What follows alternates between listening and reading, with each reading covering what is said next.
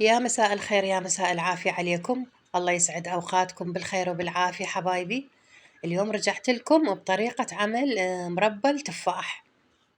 إن كان عندكم أصفر أحمر، المهم خلي نسوي مربى ونخليها بالثلاجة. طبعا أنا مسوية قبلها، ومن شفت المربى صارت طيبة تخبل قلت خلي أجيب تفاح بعد وأصوره حتى تستفادون من الطريقة. هنا أنا طبعا قشرت التفاح كله، قشروه. لا تخلوه هو وقشره، لأن القشر بعدين يعزل ويصير طعمه مو طيب. ووخروا الداخل النوى، وخروا النوى اللي بالتفاح. وبعدين سووها شرائح طولية أو مكعبات، انتو بعد بكيفكم. حبايب أنا أحب أسوي كل شي بالبيت، المربى الطرشي، يعني المقدوس، كل شي أحب، يعني أحب حاجة البيت أحسها أنظف يعني وأحسن أأمن، بدون مواد حافظة وتصير طيبة. ومن يد الأم خير وبركة. طبعا كل شي بالبيت يصير خير وبركة وطيب إذا كانت الأم تتفنن. طبعا راح تترك أثر وبصمة، إنه الطفل من يكبر يقول أمي كانت هاي الحاجة هيك تسويها طيبة، والمربى هيك من إيدها طيبة، والطرشي هيك من إيدها طيب. فيا حبيباتي يا بنات، حاولوا كل شي تسووه وتتفننون بيه بالبيت، لأنه ماكو شي صعب. على كل حبيباتي، هسه مثل ما تشوفون خلصنا التفاح، قشرناه وسويناه شرائح طولية.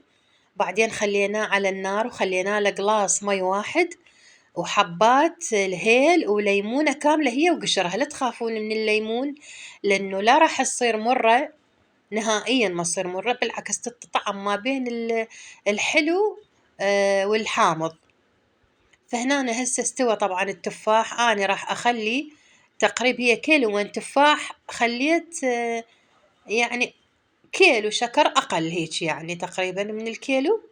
بعد انتم بكيفكم تزودون تنقصون براحتكم، ولا تخلون ليمون دوزي، لأن انتم خالين الليمون هنا بعد ما يحتاج.